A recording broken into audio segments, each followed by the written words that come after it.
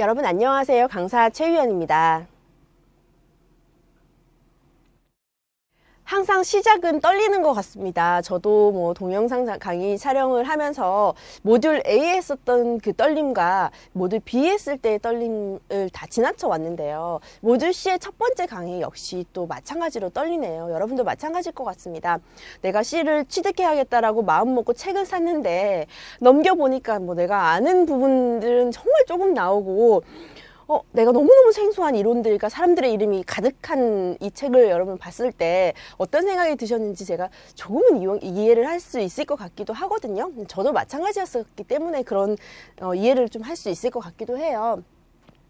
자, 파트 1은 서비스 산업 개론에 대한 얘기입니다. 그것은 우리가 모듈 그 A나 B나 C나 상관없이 저희는 SMAT 자격증 자체가 서비스 경영 능력 자격증이기 때문에 우리가 서비스 산업에 대해서는 그 파트 모듈 A도 그렇고 모듈 B에도 그렇고 계속적으로 여러분께 강의 중간중간 얘기를 드렸고, 여러분도 서비스가 뭐예요? 라고 많은 사람들이 질문을 했을 때 여러분만의 나름대로의 언어와 단어를 선택해서 서비스는 이런 거야, 내가 생각하는 서비스는 이런 거야, 내가 생각하는 고객 만족은 이런 거야 라는 나름대로의 개념은 이미 다 가지고 계신 분들일 거라고 생각을 합니다. 하지만 이제 운영 전략을 짜는 관리자, 전문가로서의 성장을 위해서 우리가 전반적인 바로 개론이 부분이 그렇기 때문에 그런 게 들어가는 것 같아요. 전반적인 서비스 산업에 대한 의미, 특징, 그리고 앞으로의 흐름까지 조금 내다볼 수 있는 사람이 되어야 되지 않겠나라는 생각으로 이 파트 1은 서비스 산업 개론이라는 부분을 저희가 제일 먼저 모듈 C의 첫 번째 꼭지로 넣어뒀는데요. 자, 요거를 한번 보시면 저희가 파트 1에서 어떤 부분을 공부를 하게 되고 어떤 부분을 조금 포인트적으로, 저희는 자격증 시험이기 때문에 1차적인 목적은 피할 수 없습니다. 자격증 취득이잖아요. 그렇죠. 그 부분을 어떻게 시험 준비를 할지까지 같이 얘기를 좀 드려볼 건데요. 자, 제가 지금 아주 중요한 팁을 드릴 겁니다. 여기서 서비스 산업의 개념은 여러분 모듈 A, 모듈 B 보셨죠?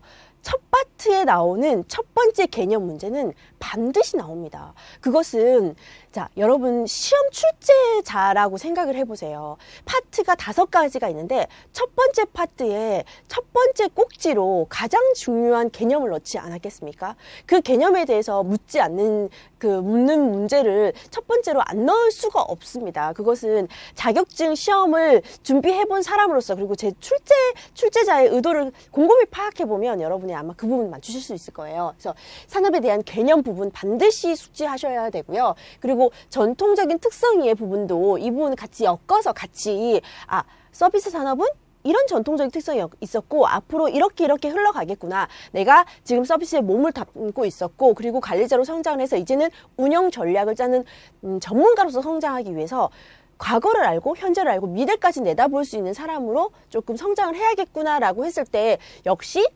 역사는, 과거는, 그리고 반드시 우리가 전통적인 부분들을 이해를 좀 해야 되겠구나라는 걸 아실 거고요.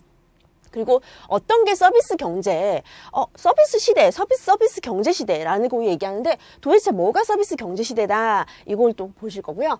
유형별 서비스의 이해를 좀 보시고 마지막에 서비스 패러독스와 비즈니스 모델의 이해 부분이 보실 건데, 각 파트별로 제가 그 1파트의 각 꼭지별로 중요한 부분을 하나씩 찍어 드릴 거예요. 그러니 공부하실 때 절대 어렵다라는 느낌 안 드실 수 있도록 제가 자세하게 설명을 좀 드려보도록 하겠습니다. 자, 서비스 산업 개론인데요. 말씀드렸던 것처럼 개론, 개략 이런 부분은 전체 이렇게 생각하시면 돼요. 여러분이 어떤 개론책을 산다고 하면 어떤 출판사의 어떤 저자가 쓴 개론책이라도 크게 벗어나지 못합니다. 그것은 전체적인 큰 틀을 가지고 다 얘기를 하는 거기 때문에요. 자, 서비스 산업은 일단 정의에 대해서 한번 보도록 하겠습니다. 자, 1번부터 3번까지 3개 나와 있는 부분 그대로 제가 옮겼는데요. 읽어보시면 1번부터 3번까지 여러분 다 아시는 내용일 겁니다. 실제 우리가 서비스를 하고 있는 사람인 경우가 굉장히 많을 테고, 지금 뭐 학생의 경우도 모듈 A, B, C를 차례대로 취직해서 저는 전문가 컨설턴트까지 취득하고 좀 취직을 하고 싶습니다라고 생각하는 학생들이 간혹 있기도 해요. 제가 오프라인 강의를 가서 보면 저 ABC 다 따고 싶습니다. 선생님 어떻게 공부해야 될까요? 라고 질문하는 학생들을 가끔 만나기도 하거든요. 1번 보시면 상대방에게 무형적이고 소유권 이전이 없는 행위나 효용을 제공한다. 말로는 이렇게 길지만 결국에 보이지 않는 우리의 마음을, 우리의 태도를 서비스한다 라고 생각하시면 되는 겁니다. 그리고 그 실행 자체는 근본적으로 무형적인 것입니다. 우리가 제품을 건네주는 그 행위, 제품은 눈에 보이지만 어떻게 하면 내가 그 건네주는 것을 또 받는 사람이 조금 더 편하게 그리고 좀 더 만족스럽게 전달할 수 있는가에 대한 부분들을 모듈 A, B를 통해서 지속적으로 계속 얘기를 했었던 부분이고, 그 접점에서의 만족이 일어나지 않으면 고객들은 전체의 만족을 하지 못하고 불만족으로 이어진다는 것을 여러분이 배우셨을 거고 실제 느끼고 계실 겁니다. 그렇기 때문에 저희가 알고 있는 대기업들, 제조업하는 그 회사들도 실제 내가 만드는 제품, 내가 생산해내는 제품이 좋으면 끝이야, 좋으면 최고지라고 생각하지 않는다는 겁니다. 더 이상 그 제품만 가지고는 이제 최고의 자리에서 계속 머물러 있을 수 없다라는 거죠. 그 제품을 소비자들에게, 고객에게 전달해주는 그 세일즈맨의 태도와 그리고 그것의 서비스 형태까지도 너무너무 그 이윤 창출에 중요한 역할을 하고 있기 때문에 그것이 바로 저와 여러분이 바로 SMAT 자격증 공부를 하는 이유고 모듈 C까지 공부를 하는 이유라고 생각을 합니다. 특정 장소와 시간에 고객에 대해서 일정한 가치를 창조하거나 편익을 제공하는 경제적인 활동이다. 3번 여러분 다시 한번 읽어보겠습니다. 특정 장소와 시간에 고객에 대해서 일정한 가치를 창조하거나 편익을 제공하는 경제적인 활동이다. 여기서 여러분 물건이라는 단어 나옵니까? 아니죠. 물건 아니고 고객에게 일정한 가치를 창조하고 편익을 제공하는 경제적인 활동이다. 이것이 바로 우리가 눈에 보이지 않지만 여러분이 하고 있고 제가 하고 있는 서비스 산업이 얼마나 중요한지, 얼마나 그 물건, 만들어진 그 물건만큼이나 중요한 것이 바로 여러분과 제가 하고 있는 서비스다라는 것을 알고 있으셔야 될 것 같아요. 보시면 서비스라는 단어를 일상생활에 굉장히 많이 씁니다. 책의 내용 팁으로 나와 있는 부분, 일상적인 정의에 대한 걸 제가 여기 좀 넣어봤는데요. 서비스는 커피는 서비스로 드릴게요. 저 서비스로 뭐 주실 거 없어요 라고 얘기했을 때 그 서비스의 의미와 오늘 하루는 사랑하는 그녀에게 풀 서비스를, 그때의 서비스의 의미와 본 제품의 구매 고객에는 1년간 완벽한 서비스를 보장합니다. 여기서의 서비스, 그리고 저 식당 조거 모든 서비스가 만점이야 라고 했을 때 이 서비스, 각각의 단어는 똑같이 서비스지만 여러분한테 다가오는 느낌은 아마 다르실 거예요. 그게 어떤 느낌인지 전체적으로 다 머릿속으로 들어가셔야 됩니다. 실제 여러분이 서비스라는 단어를 어떻게 쓰고 있고 사람들이 어떻게 쓰고 있는지를 곰곰이 생각해 보시면 일상적인 정의에 대해서는 충분히 파악을 하실 수 있을 거라고 생각을 합니다. 문제를 통해서 나중에 또 다시 볼 텐데요. 이 부분에 대해서 어떻게 문제화시켜서 여러분에게 서비스 산업의 개념에 대해서 문제화시켜서 여러분에게 묻는지에 대해서는 나중에 문제 풀면서 다시 한번 얘기를 해보도록 하겠습니다. 자, 어렵지 않죠. 서비스 산업에 대한 개론, 정의, 이 부분까지 1번부터 3번 까지 머릿속에 반드시 숙지를 하고 계셔야 됩니다. 여러분 서비스가 뭐예요? 라고 했을 때 1번부터 3번까지 주르륵 외워서 말하라는 건 아닙니다.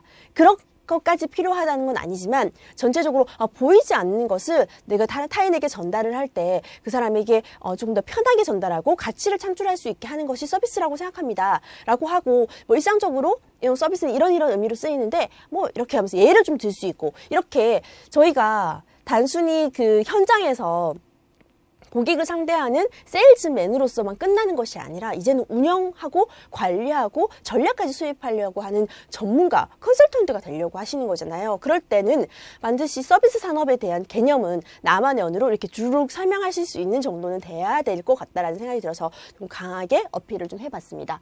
이게 바로 서비스에 대한 일상적인 정의를 방금 보셨습니다.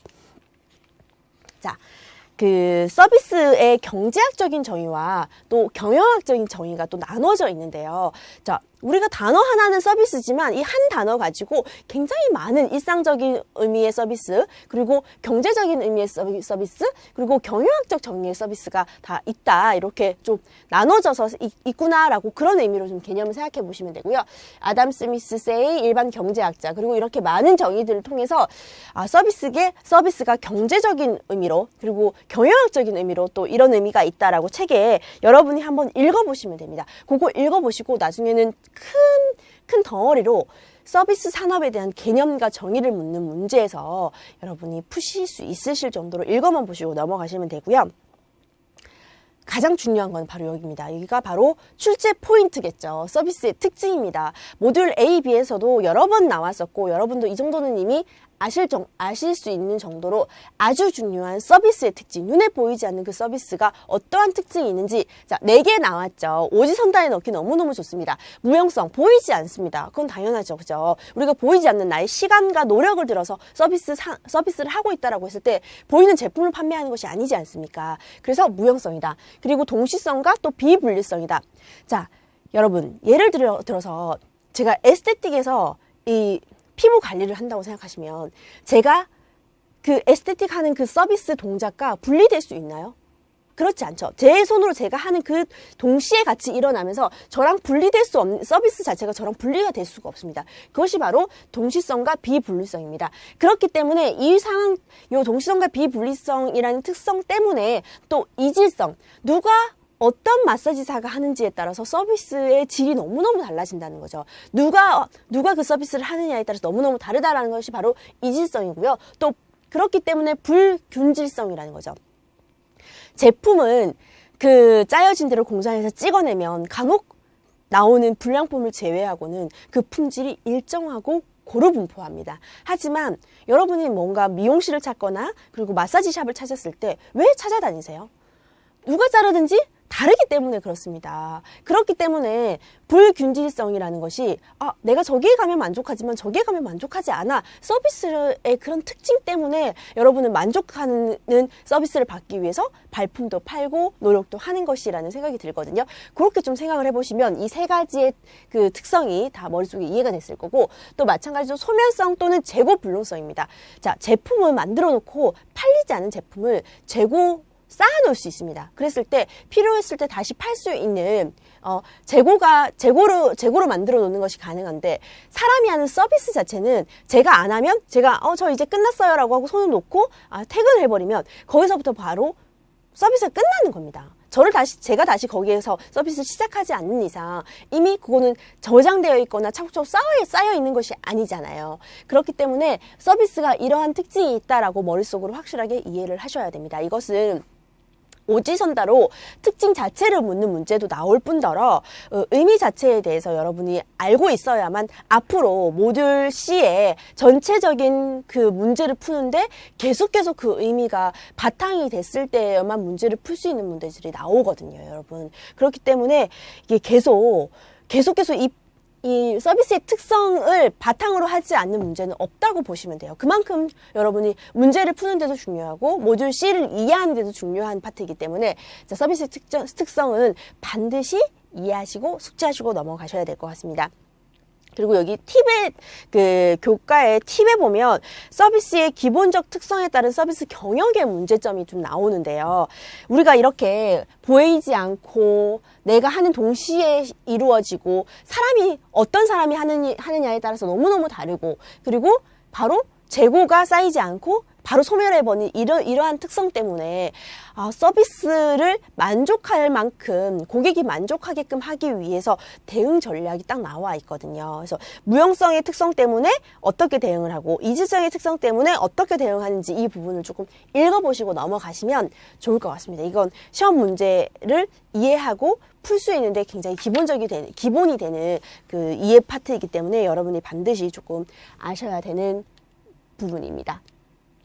자, 그리고 또 한 중요한 용어가 나오는데요. 바로 서비스 패키지입니다. 제가 요거는 한번 공략을 걸어 보아도 좋을 것 같은데요. 제가 며칠 전이죠. 제가 시험을 보고 왔는데 서비스 패키지가 나왔더라고요. 그 문제가. 그러니까 그만큼 파트 1에서 이 서비스 패키지라는 단어, 용어에 대한 설명은 반드시 여러분이 알고 넘어가셔야 되는 중요한 부분이다. 의미가 바로 특정한 환경에서 서비스가 재화 및 정보와 함께 결합되어 제공되는 상품의 묶음이다. 여러분, 패키지, 여행 패키지라는 거 아시죠? 그게 뭐 호텔이나 비행이랑 묶어서 패키지고 차량 그 렌트카까지 넣어서 패키지, 뭔가를 묶어서 한꺼번에 판매한다, 한꺼번에 제공받는다라는 것이 패키지라는 것은 여러분이 의미는 이해하실 거예요. 그랬을 때 특정 환경에서 서비스가 재화랑 정보랑 같이 결합되어서 제공되는 상품의 묶음이다. 그것이 바로 서비스 패키지다라는 의미를 조금 이해를 하시면 될 것 같아요. 자, 이렇게.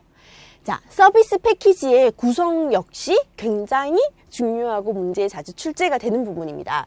자, 처음부터 하나씩 읽어볼게요. 서비스 경험, 명시적 서비스, 보이는 거라고 생각하시면 됩니다. 그리고 묵시적 서비스, 보이진 않지만 내가 느끼는 서비스라고 생각하시면 되고요. 정보 한번 읽어볼게요. 효율적이고 개인화된 서비스 제공을 위해서 누구에 대한 정보죠? 고객에 대한 정보가 바로 서비스 패키지에 들어있는 구성 요소라고 생각하시면 됩니다. 자, 지원 설비는 서비스 제공을 위해서 반드시 필요한 물리적 시설 및 설비다. 보조용품은 서비스 제공 과정에서 고객이 추가적으로 구매하거나 제공받는 물품이다. 서비스 패키지의 의미가 무엇인지, 그리고 구성이 어떻게 구성이 되어 있고, 명시적 서비스가 어떤 의미며 정보가 어떤 의미인가에 대해서 문제로 출제가 되고 있습니다. 그렇기 때문에 이 부분은 굉장히 중요하게 여러분이 공부를 하셔야 돼요.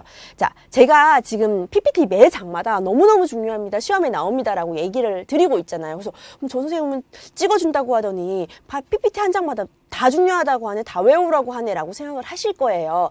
그것은 제가 책을 꼼꼼히 검토를 하고 어떤 부분에서 문제로 출제될지 한 장으로 만들어 왔기 때문에 그런 거거든요, 여러분. 뒤쪽으로 넘어가면 그만큼 이거는 파트 1이기 때문에 조금 더 세세하게 제가 제 PPT를 구성해 온 것도 있지만 뒤로 넘어갈수록 굉장히 방대한 부분입니다. 그게 여러분이 가지고 계신 책의 참고 도서를 좀 보시면 알 것 같아요. 참고 도서가 비단 서비스랑만 관련되어 있는 참고 도서가 아니라 마케팅 부분과 경영학적인 부분들을 관련된 책들도 굉장히 많이 들어 있습니다.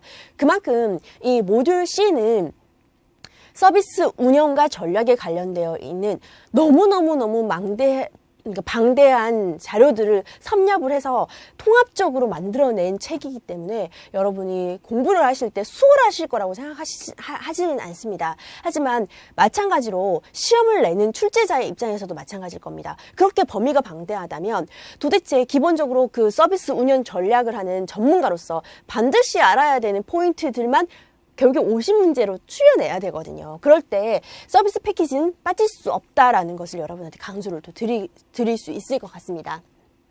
자, 서비스 트라이앵글인데요. 이것은 그 경영학의 구루라고 하는 필립 코틀러의 아주 중요한 내부 마케팅과 외부 마케팅, 그리고 상호 마케팅이 같이 세 가지가 믹스가 돼야지만 결국에는 서비스가 만족스럽게 이루어질 수 있다라는 것입니다. 회사와 직원들, 자, 회사에서 소속돼 있는 직원은 내부 마케팅, 바로 문화, 기업 문화, 상호 간의 약속, 인적 자원, 직원 충성도, 이런 부분들이 내부 마케팅이고요. 회사와 고객은 외부 마케팅, 그 회사의 정체성과 이미지 충성도, 이런 부분들이고, 직원과 고객, 저희가 바로 여기 있는 거죠. 직원과 고객, 상호 마케팅, 서비스 고객 만족, 서비스 품질. 결국에는 어느 한 부분도 떨어지지 않고 잘 믹스되고 잘 융합이 됐을 때여야만 바로 서비스의 만족으로 이어질 수 있다라고 생각을 하시면 됩니다. 회사와 고객은 외부 마케팅, 회사와 직원 간은 내부 마케팅, 직원과 고객 간은 상호 마케팅을 통해 최고의 브랜드 가치를 창출하는 서비스 모형이다라고 해서 각 내부 마케팅에는 어떤 부분, 외부 마케팅에는 어떤 부분, 상호 마케팅에는 어떤 부분을 해서 트라이앵글로 생각을 하시면 됩니다. 여기서는 저걸 선생님 저 어떻게 외워요? 라고 하시겠지만 그것만 기억하시면 돼요. 서비스 트라이앵글이라는 단어, 서비스 트라이앵글은 필립 코틀러에 의해서 주장되어진 거고, 회사와 고객이 내부 마케팅인지 회사와 고객이 외부 마케팅인지 여러분 그거는 보시면 아실 거 아니에요. 그래서 이 세 가지 트라이앵글을 통해서 최고의 브랜드 가치를 창출하는 서비스 모형이다라고 그 정의 자체를 알아주시면 문제 푸는 데는 크게 어려움이 없을 것입니다. 자, 서비스 산업이라는 것이 결국에는 어떤 의의를 가지고 어떤 특성을 가지고 있는지 여러분이 우리가 그걸 알아야 되는데, 자, 이렇게 볼게요. 책에 나와 있는 부분 그대로 옮겨왔습니다. 이거 한번 처음부터 끝까지 한번 보시면서, 자, 결국에는 서비스가 제공하는 것이 목적이고, 이거 부분 보셔야 돼요. 생산과 공급, 판매를 하는, 서비스를 생산하고 공급하고 판매하는 산업을 바로 우리가 서비스 산업이라고 한다. 일반적으로 물적 생산물과 서비스 생산물을 합쳐서 일반적인 산업이라고 하는데, 예전에는 물적 생산물, 제조업이 훨씬 더 각광받는 중요한 시대였습니다. 하지만 점점 나아가면 나아갈수록 서비스가 중요하고 그 제품을 파는 그 과정 역시 서비스에 들어가기 때문에 서비스를 무시할 수 없는, 점점 그 중요성이 증가되고 있다라고 생각을 하시면 되고요. 그게 바로 서비스 산업에 대한 이해다, 얘기다라는 것을 이 부분을 좀 통해서 여러분이 알아주시면 될 것 같습니다. 그리고 어떤 특성이 있나, 이것도 말씀은 아까 저희가 얘기했던 것처럼 무형정, 보이지 않는다. 그리고 분리될 수 없다. 그리고 분리될 수 없기 때문에 이질적이다. 내가 하는 것과 또 다른 사람이 제공하는 서비스가 다르다. 이질적이다. 그리고 사람이 하는 거기 때문에 재고가 축적되지 못한다. 이렇게 서비스에 대한 특성은 제가 지금 말한 것처럼 무형성, 이질성, 불균성 이렇게 단어를 내뱉지는 못하더라도 의미는 여러분이 알고 계셔야 된다는 겁니다. 자, 이 부분 좀 볼게요. 고객의 주관적 판단에 의해서 효용성으로 품질 관리가 어렵다. 저희가 서비스라는 것은 100% 만족이 있기가 굉장히 어렵습니다. 저희가 철저히 A부터 Z까지 준비를 해서 나 이 정도면 정말 됐어. 이제 고객 만족 실천할 수 있어 라고 준비를 하지만 결국에 그거에 대한 만족을 결정하는 것은 고객이지 않습니까? 고객의 마음, 타인의 마음까지 우리가 조정을 할 수 없기 때문에 주관적 판단에 의한 거기다. 그렇기 때문에 저희가 그 주관적 판단에서 나오는 불만족을 듣고 VOC 기억나시죠? 그들이 하는 소리, 컴플레인까지 다 받아들여서 계속 바꾸고 노력하고 개선시키고 또다시 선순환 구조로 해서 결국에 우리가 충성 고객으로 우리에게 만들기를 원하고, 그 충성 고객이 기업에 이익을 창출하기 원한다. 그거는 궁극적으로 우리의 ABC 모듈의 전체적인 그러니까 궁극적인 목적이라고 여러분이 이해하시면 될 거예요. 자, 노동 지휘학적 성격이 크므로 인건비 비중이 크다. 결국에 사람이 하는 거기 때문에 결국에 계속 손을 탈 수밖에 없거든요. 그 부분 알아주시면 되고, 수요자의 기호가 변화한다. 이 부분 때문에 저희가 계속적으로 연구하고 한 번 공부했고 한 번 파악한 것을 가지고 연구를 가지고 계속 있을 수가 없습니다. 내가 변하는 것처럼 우리 물건을 사고 우리의 서비스를 제공받으려고 하는 고객 역시 변하고 있습니다. 여러분 모듈 A에 고객 심리 부분 기억나실 거예요. 고객은 이런 심리가 있습니다라고 하고 고객의 변화 부분도 기억을 하실 건데, 다 기억 못 하시는 거 아니시죠? 모듈 A 다 패스하셨다고 지금 머릿속에 확 지워버리신 건 아니실 거라고 제가 판단을 해요. 고객은 너무너무 다양하고 복잡하게 변화해 가고 있습니다. 자, 요새 여러분 그 지하철이나 버스 이용하시면서 보시면 굉장히 어린 친구들도 그 스마트폰이나 그 태블릿 PC에 대해서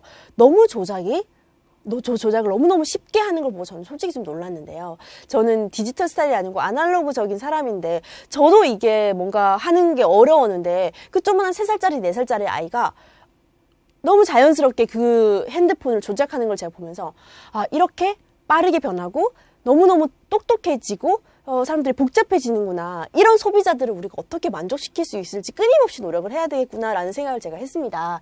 그만큼 기호가 변하는 거를 항상 인지해주고, 여러분은 서비스 산업에서 같이 일을 하는 사람이기 때문에 반드시 그 부분에 대해서 조금 아셔야 될 것 같아요. 그렇기 때문에 최신 트렌드에 대해서도 민감하게 반응하셔야 되고요. 저도 제가 아날로그인 건 알지만 디지털이나 새롭게 변화하는 거에 대해서 항상 촉각을 곤두세우고 보고 있거든요. 내가 그런 사람이 아니지만 나는 그 서비스 산업, 그런 사람들이 모여있는 곳에서 그 사람들에게 서비스를 제공하는 사람으로서 일을 하고 있기 때문에 절대 그 부분을 무시할 수는 없다라는 생각은 하셔야 될 것 같습니다. 계획적인 생산 활동이 어렵다. 사람이 하기 때문에 이런 부분들이 다 생기는 것이라고 생각을 해요. 이게 결국에는 또 마찬가지로 돌아오는 것 같습니다. 저희가 모듈 B에서도 좀 말씀을 좀 드렸는데, 내 자신에 대해서 알고 타인에 대해서 알려고 하는 그 노력들, 사람에 대해서 이해하려고 노력들이 없다면 결국에 서비스 산업의 컨설턴트, 전문가로서 성장하는데도 조금 어려움이 있지 않을까라는 생각이 드는데요. 이 부분 여러분 저 그 글로 되어 있는 텍스트 부분 공부하셔가지고 외워서 시험 문제 푸시면 됩니다. 시험 패스하는 거는 어렵지 않지만 그 모듈 C에서 제가 여러분께 강조드리고 싶은 마인드 부분은 머리부터 발끝까지 서비스 경영 마인드가 아니라 좀 여러분을 좀 바라보고 타인을 알아가려고 하고 타인을 이해하려고 하는 인간에 대한 관심을 좀 가져주십사 하는 부분들을 제가 계속 강조하게 될 것 같네요. 자, 미리 생산하고 재고할 수 없다. 이거 마찬가지로 재고할 수 없다라는 부분, 서비스의 특성 계속 강조했던 부분입니다. 이 부분 좀 보실게요. 자, 상이한 유형의 제품에 대한 평가 유형인데요. 이게 그림은 복잡하게 보이지만 여기 보시면 의료부터 의료 진단까지 품질, 경험적 품질, 신념적 품질 각각 그 카테고리별로 어떤 품질을 좀 보게 될 것인지에 대해서 보시면 됩니다. 자, 의류는 보고 내가 좋아하면 사면 돼요. 예쁘다. 이 색깔 마음에 든다. 이거 디자인 좋은데? 라고 탐색적으로 품질을 결정하게 됩니다. 평가하기가 굉장히 쉽습니다. 여러 사람들이 주관적인 판단이긴 하지만 나는 내가 진한 색깔, 비비드한 컬러가 잘 어울리는 것 같아 했을 때 비비드한 걸 보고 만족할 수 있기 때문에 평가하기가 쉬워요. 하지만 의료 진단 부분으로 좀 넘어오면 신념적인 발음이 잘 안 돼요. 신념적인 품질을 보는 TV 수리, 법률 서비스, 병원, 자동차 수리, 의료 진단 이쪽으로 갈수록 평가하기가 굉장히 어렵습니다. 자, TV 수리를 맡겼을 때 얼마나 빨리 돌아오고 수리 비용이 얼마나 적정한지 그런 부분을 통해서 만족스럽다 아니다라는 걸 판단할 수 있겠지만 의료랑 비교를 했을 때 훨씬 더 평가하기가 좀 어렵죠. 그러면 의료 진단으로 갈수록 더 어렵다는 것입니다. 이걸 보면서 우리 눈으로 보이는 의류나 보석, 가구, 주택은 평가하기가 쉬워요, 여러분. 비교하고 탐색하고 분석하실 수 있습니다. 하지만 사람이 제공하는 그만큼 복잡하고 다양한 서비스일수록 대부분의 서비스가 이쪽으로 넘어오겠는데요. 점점 더 평가하기가 어렵다라고 이 그림을 보면서 좀 제가 이 그림 자체가 시험에 나온다고 말씀드리지는 않고요. 그만큼 서비스 자체가 사람에 의해서 제공되는 거기 때문에 평가하는 것이 어렵겠구나. 그럼 내가 제공하는 서비스는 나를 통해서 제공받는 사람의 주관적인 판단에 의한 거기 때문에 내가 100% 만족시키기 위해서 굉장히 많은 부분들, 구체적인 많은 부분들, 많은 포인트들을 관리하고 좀 집중해야겠구나라는 생각을 좀 하셔야 되고, 전문가와 컨설턴트로 여러분이 더 나아가고자 했을 때는 서비스 산업의 전반적인 개론뿐만 아니라 이런 특성까지 조금 이해하셔야 되겠구나라는 생각을 좀 하시면 될 것 같습니다. 자, 1번 문제부터 좀 풀어보면서 앞에 공부했던 부분 다시 한번 볼 텐데요. 서비스 패키지의 의미에 대한 설명 중 바른 것은 1번부터 읽어보도록 빠르게 눈으로 읽어보시면 될 것 같아요. 이게 뒤에 나와 있는 문제를 제가 가지고 왔는데 설마 책을 사시고 여러분이 예습을 하지는 않으셨을 거라는 생각에 하신 분도 계시겠지만 한번 읽어보시면 될 것 같아요. 자, 지금 굉장히 다양한 내용들이 나와 있는데요. 서비스 패키지의 정의를 그대로 외워주시면 돼요. 서비스 패키지는 특정한 환경에서 서비스가 재화 및 정보와 함께 결합되어 제공되는 상품의 묶음을 의미한다. 다른 거 보시지 마시고요. 헷갈리시거든요. 다른 거 보시면 고객과 접점에서 만나는 모든 과정을 의미한다. 이것도 맞는 말이잖아요. 근데 서비스 패키지의 정의는 아니란 말이에요. 그래서 1번부터 5번까지 보시고 다른 부분들 다 잊으시고 패키지의 의미로 해서 이것만 외워서 머릿속에 확 집어넣어 놓으셔야 됩니다. 다른 거 괜히 보시고 외우면 헷갈리시거든요. 서비스 패키지는 요거다. 특정한 환경에서 서비스가 재화 및 정보와 함께 결합되어 제공되는 상품의 묶음을 의미한다. 상품의 묶음을 의미한다. 라고 여러분이 인지해 주시면 될 것 같습니다. 자, 문제가 이렇게 나옵니다. 보시겠어요? 서비스의 정의에 대한 설명으로 틀린 것은, 자, 1번부터 요거는 읽어보시면서 저랑 같이 생각을 좀 해보실게요. 서비스란 상대방에게 무형적이고 소유권 이전 없는 행위나 효용을 제공하는 것이다. 그렇죠. 서비스란 상대방에게 제공되는 행위, 수행, 실행 자체이기 때문에 근본적으로 무형적인 것이다. 그렇죠. 무형적이다. 서비스 특징 계속 얘기하고 있었습니다. 특정한 장소와 시간에 고객에 대해 일정한 가치를 창조하거나 편익을 제공하는 경제적인 활동이다. 이 부분 제가 중요하다고 말씀드렸던 부분입니다. 서비스는 대가를 지불하지 않아도 주어지는 부수적인 것까지 모두 포함한 의미입니다. 자, 이게 바로 저 이거 샀는데 저 좀 많이 샀는데 서비스로 뭐 주실 거 없어요? 라고 했을 때 그 의미의 서비스인 거죠. 자, 5번 서비스는 기업의 가장 핵심 가치로 고객을 유지하는 데 유형적 제공이 반드시 이루어져야 한다. 자, 여러분 1번부터 4번까지는 여러분과 제가 납득할 수 있는 서비스의 정의였습니다. 5번 또 얼핏 보면 틀린 거 아니지 않아요? 라고 얘기하실 수 있어요. 하지만 여러분 자격증 시험 공부 벌써 A, B 해보셔서 아시잖아요. 보기에 반드시 꼭 라고 강한 어휘가 나오면 조금 하고 돌아보셔야 돼요. 자, 유형적인 제공이 필요하기는 하지만 자, 기업의 가장 핵심 가치로 고객을 유지하는데 서비스는 기본적인 특징이 무형적인 거거든요. 그렇기 때문에 그 무형성을 보완하기 위해서 물리적인 환경도 만들고 그리고 아이들한테 더 고객 만족을 실현하기 위해서 아이들을 데리고 오는 그런 엄마들을 위한 서비스로 뭐 사탕을 준비한다거나 이렇게 무형적인 서비스를 조금 채워넣기 위해서 유형적인 서비스를 갖다 붙이는 거지 유형적 제공이 반드시 필요한 부분은 아니라는 겁니다. 자, 1번부터 4번까지는 여러분께서 납득할 수 있는 서비스의 정의였고요. 5번 부분 반드시에서 좀 걸리고 유형적인 제공이 반드시 이루어져야 된다라고 하는데 요거는 아닌 것 같다라고 체크하실 수 있을 정도의 여러분의 기초적인 바탕을 이번 1강에서 반드시 깔아주셔야 됩니다. 제가 모듈 C 시험을 보면서 느낀 건데요. 이 책을 정말 달달달달 외워도 서비스 산업에 대한 전반적인 이해가 되어 있지 않는 사람이라면 문제를 패스하기가 어렵겠다. 오히려 차라리 이거를 다 달달달 외우지는 않더라도 처음부터 끝까지 좀 읽어보면서 전반적으로 이해를 한 상황이면 문제를 풀기가 훨씬 더 수월하겠는데 라는 생각이 훨씬 들었습니다. 여러분 많은 수험자들이 통합형과 실무형 문제를 어려워하는데요. 모듈 C는 오히려 더 그랬습니다. 이게 이해를 바탕으로 하지 않으면 굉장히 풀기가 난해한 문제들이 있었어요. 하지만 또 오히려 개념적인 부분들이 좀 이해가 됐다면 모듈 A보다는 차라리 저는 모듈 C의 통합형, 실무형이 쉽게 풀리겠구나라는 생각이 들었거든요. 그래서 서비스는 기업의 핵심 가치로 서비스는 기업의 가장 핵심 가치인 거는 맞습니다. 하지만 반드시 유형적 제공이 있어야 된다라고 하는 부분들이 틀린 거기 때문에요. 자, 다음은 서비스의 특성이 아닌 것은 이건 여러분이 반드시 맞추실 수 있을 거라고 생각을 합니다. 자, 뭔가요? 너무 쉽죠. 계속 강조했습니다. 보이지 않는 무형성. 이렇게 다시 한번 보도록 하겠습니다. 읽어볼게요. 같이 저랑 큰 소리로 같이 읽으실 거죠. 무형성, 동시성, 이질성, 소멸성. 단어를 외우는 게 중요한 게 아닙니다. 무형성이 뭔지, 이질성이 뭔지, 소멸성이 뭔지에 대해서 여러분이 이해하시고 문제를 푸실 수 있는 게 훨씬 더 중요합니다.